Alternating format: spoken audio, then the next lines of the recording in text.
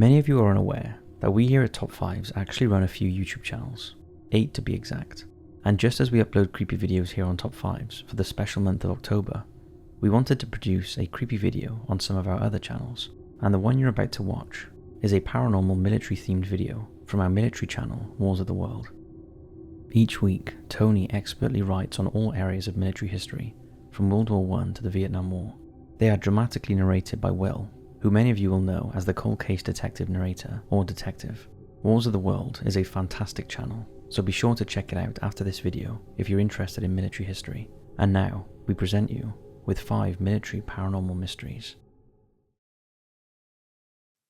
In the chaos of battle, finding the truth of what happens is all but impossible.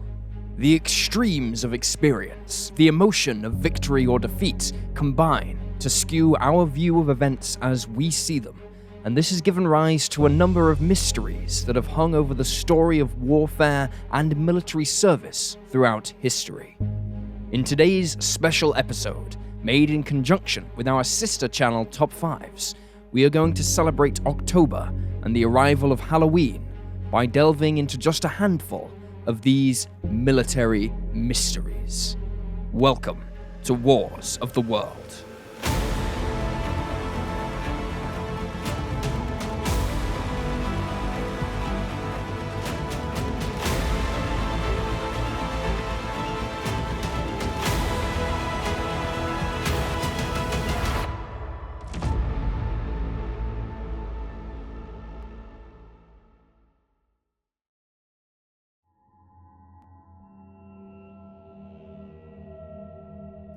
Snodgrass Hill lies on the Tennessee-Georgia border in the southern United States and would have been a fairly unspectacular stretch of land were it not for the fact it was the site of the second bloodiest battle of the US Civil War. On the 19th of September, 1863, Union and Confederate forces met on the hill and initiated the bloody and brutal Battle of Chickamauga. It was the first major battle of the Civil War fought on Georgian territory and would result in a painful and significant Union defeat that threatened to destabilize the Union's Western Front.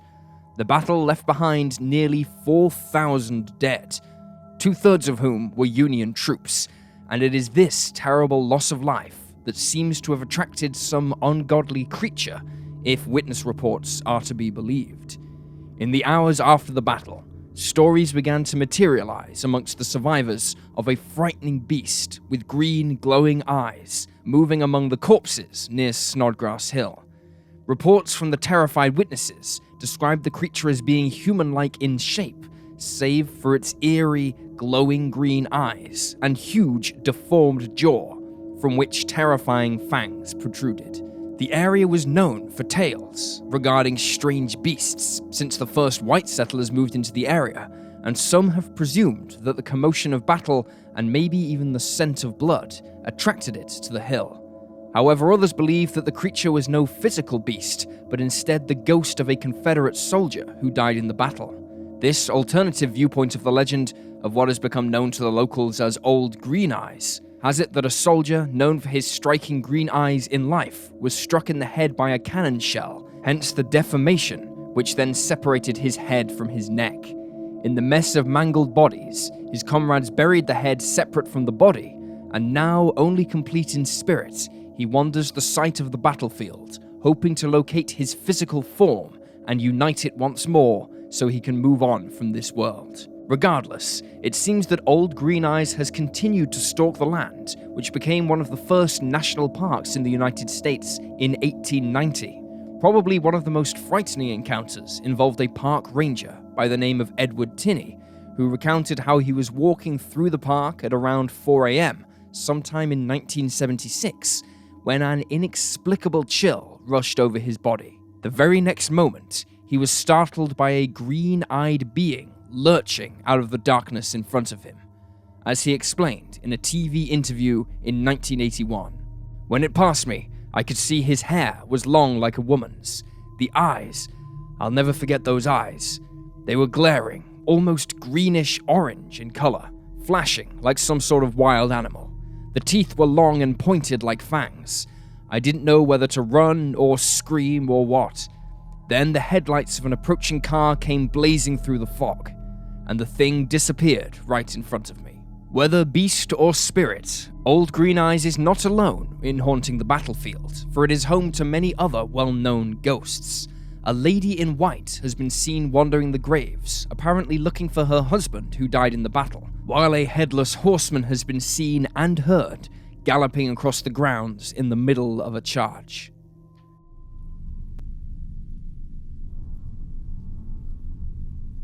It's fair to say that sailors can be a superstitious lot. As history unfolded and ships began charting further and further afield on journeys that would be the equivalent of us today traveling into space, it is little wonder that sailors would begin to see patterns emerging surrounding misfortune in order to avoid them in future, even when these patterns were fleeting at best. Perhaps one of the most well-known of sailors' superstitions is the old saying, "Red sky at night, sailor's delight. Red sky in morning, sailor take warning." This being in reference to an impending storm. Another superstition concerns that of Jonah, a specific crewman or passenger who, for whatever reason, appears to bring the ship bad luck, and so must be put off the ship as soon as possible. The superstition, of course, has its origins in the biblical story of Jonah and the whale, in which Jonah attempted to flee God's service by crossing the sea on a ship, which was then struck by storms until he was thrown overboard and swallowed by a whale. However, of all the superstitions embraced by sailors over the centuries, none strike as much fear and apprehension as that of the Flying Dutchman. The origins of the famed ghost ship are, like many legends, unclear, and several stories concerning how the ship came to be wandering the seas, apparently trapped between this world and the next, have emerged since sailors first began reporting the vessel in the 18th century. What is clear is that whether true or not, sailors associate deep misfortune for the ship whose crew sight the ghostly vessel, and reinforcing this belief is perhaps the most famous sighting of it, that made by the young man who would one day become King George V of England. Given how important the Navy was to the empire of his grandmother, Queen Victoria, the young prince was destined for a military career at sea, and in 1881, the 16-year-old was aboard the Royal Navy's HMS Inconstant, serving in the Far East and Australia.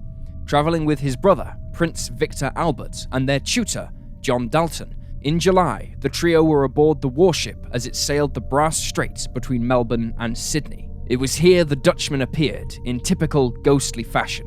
Recounting the sighting in his diary, the future king said, "July 11th, at 4 a.m., the Flying Dutchman crossed our bows. A strange red light, as of a phantom ship all aglow, in the midst of which light the masts, spars, and sails of a brig 200 yards distant, stood out in strong relief as she came upon the port bow, where also the officer of the watch from the bridge clearly saw her, as did the quarterdeck midshipman, who sent forward at once to the forecastle.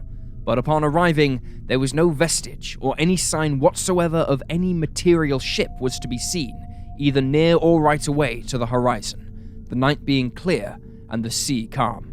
13 persons altogether saw her.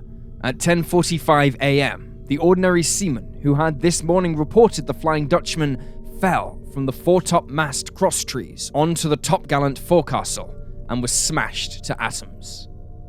And so we see that the sailor who first saw the Dutchman fell to his death not a day later. As to what they truly saw, we may never know, but the crew of the Inconstant and the royalty on board believed he was a victim of the curse.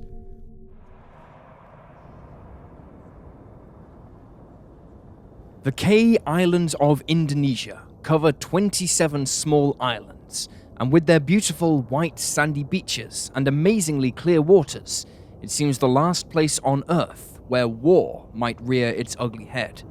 Sadly, of course, we know that not to be the case, and war came to Indonesia, as it did to much of the Pacific, in March of 1942, when Japanese troops invaded what was then called the Dutch East Indies, and they would not be dislodged until the end of the war in 1945. In 1943, a Japanese surveillance team was inserted onto the Kei Islands to monitor Allied air and naval activity in the region, and this would give rise to a truly bizarre mystery. Within days of landing on the island, a Japanese soldier reported to his superiors a strange incident that had happened to him one night while walking along a beach on the island where he was stationed. He said he had been swimming in the water when he saw a child on the beach, but when he went to confront the youth, he realized it was not human at all, instead being confronted by the terrifying image of a bizarre creature whose human-like head was adorned with prominent spines.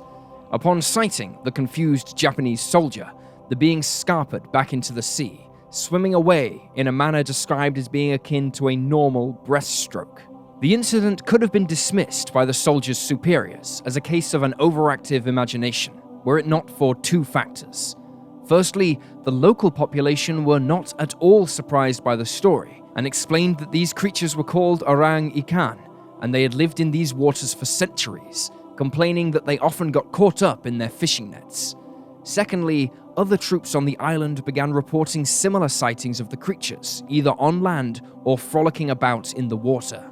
This led to a demand to the locals that should one of these creatures be captured in the fishing nets again, the Japanese authorities be contacted to investigate.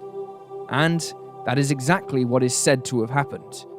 Japanese Sergeant Taro Haribu claimed after the war that a local village chief reported to him that an orang ikan had been brought on shore by fishermen, and so he went to see it for himself. What he saw shocked him. Describing it afterwards, he said it was 160 centimeters tall and had long dark hair with a reddish tinge. Its neck was covered with spikes. Its face resembled that of a monkey's with a wide fish mouth, in which there were a lot of small, sharp teeth. Between the fingers and the toes, the creature's membranes were stretched, and the body was dotted with strange growths that looked like algae. Haribu was said to have been deeply affected by the image of the creature and wanted to investigate them further, but the pressing wartime situation prevented him from doing so. After the war, he tried to get the attention of several zoologists to tell them of his story, hoping they would return with him to the islands, but few took him seriously, thus leaving the story of the Kei Island mermaids a mystery.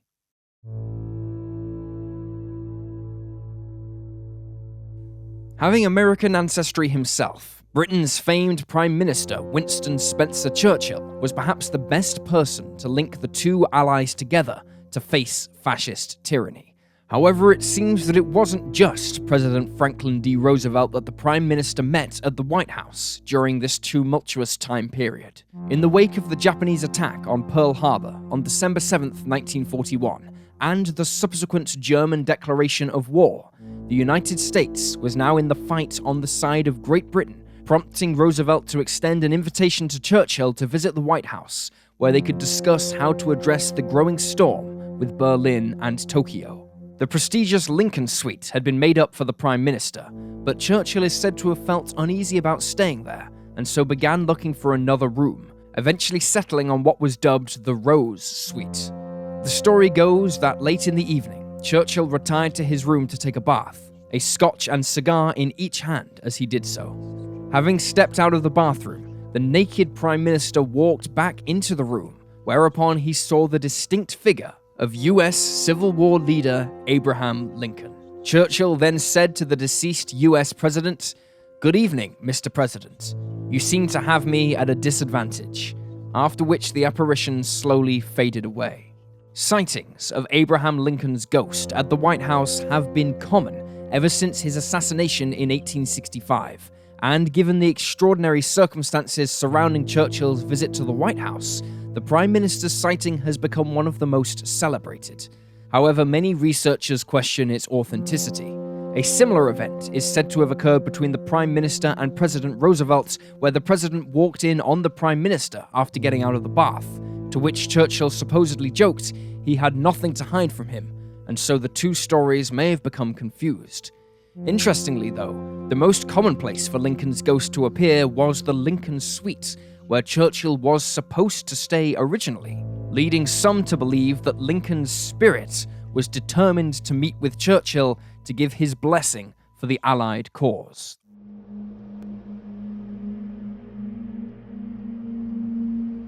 Having fended off the Luftwaffe in 1940, Britain was thereafter set to become the biggest staging area in history, as the Allies, joined by the might of the United States in December of 1941, prepared to storm Western Europe and drive Hitler back to Berlin. Every harbour seemed involved in the war effort, either by supporting the influx of troops and equipment from North America, or by refueling and rearming warships to fight off the German Navy. Every large building not being used in the manufacture of war supplies became a home for troops waiting for the order to begin the invasion of Normandy. But perhaps the most impactful change made to the British countryside was the unprecedented airfield construction program. Thousands of airfields were built, ranging from small strips for training aircraft to immense multi-runway complexes for heavy bombers and transports. There were so many Allied aircraft in the skies over Britain by 1944 that at times they seemed to blot out the sun, with the US 8th Air Force alone possessing over 3,000 aircraft. Such air power seemed unstoppable, but of course, that was far from the case, and many thousands of young flyers failed to return from their missions, and if some reports are to be believed, many still haven't found peace, even in death. RAF Biggin Hill was one of the most important airfields in defence of southeast London during the Battle of Britain, and is today home to a museum celebrating its wartime role. However, ever since the end of the war, residents living around the airfield have heard the distinct tone of a Spitfire's engine roaring over their houses when no aircraft were reported to be flying. Some have even seen the mysterious fighter either flying a path back to the airfield or at times performing a triumphant victory roll, as though returning from a successful mission. But again, the operators of the museum have stated no aircraft should have been flying that day, leading to the belief that the aircraft carries the spirits of one of the few who never made it home. Additionally, motorists in the area have reported encountering a ghostly airman, apparently having bailed out of his aircraft, trying to get a ride back to the base. Elsewhere, on August 3rd, 2015, Richard and Helen Jeffson were driving their car in Rowsley, Derbyshire, when they were greeted by the awe-inspiring sight of a wartime Lancaster flying dangerously low over the countryside. What made the sight even more incredible was that despite the turning propellers indicating the 4 powerful Rolls-Royce engines were running, the aircraft didn't make any sound and flew off towards Derby, where it was spotted by several more witnesses. There is only one airworthy Lancaster in the UK, flying with the RAF's Battle of Britain memorial flights, but it was nowhere near Derbyshire that day, leaving some to believe they may have actually seen an RAF or USAF C-130 Hercules, which from certain angles has a similar silhouette to a Lancaster. But the witnesses are adamant it was a Lancaster, the bomber being one of the most famous and recognizable aircraft in Britain. In 2018, the bomber was reported to have come back, but in this instance, it was confirmed to be a Hercules. A spectral wartime Douglas Dakota transport plane is said to haunt the skies over the picturesque Peak District after it crashed, killing all 6 people on board. This area became known to pilots as the Dark Peak, for it's home to numerous wrecks where pilots have become disoriented or lost in thick cloud and crashed in the mountainous region. Again, the aircraft is said to fly low and silently, and on more than one occasion has been seen to fade away out of existence as though going into cloud, even on a clear and sunny day. On March 24th, 1997, a sighting of the mysterious ghost plane apparently having trouble flying prompted the launch of a rescue operation including 100 volunteers and police, although they failed to find any trace of a plane or crash site that wasn't already there. And it's not just wartime planes that are said to haunt British skies. In the post-war period, the RAF acquired 87 Boeing B-29 Super Fortresses to replace their tired wartime bombers, until their own fleet of jet-powered V-bombers were ready for service. Dubbed the Washington B-1, a single ghostly example is believed to haunt the skies over northeast Wales after it crashed in poor weather in 1953. Witnesses eerily describing how it looks rusted and broken as it flies low through the mountains, again, often making no noise at all, forever continuing its flight into oblivion.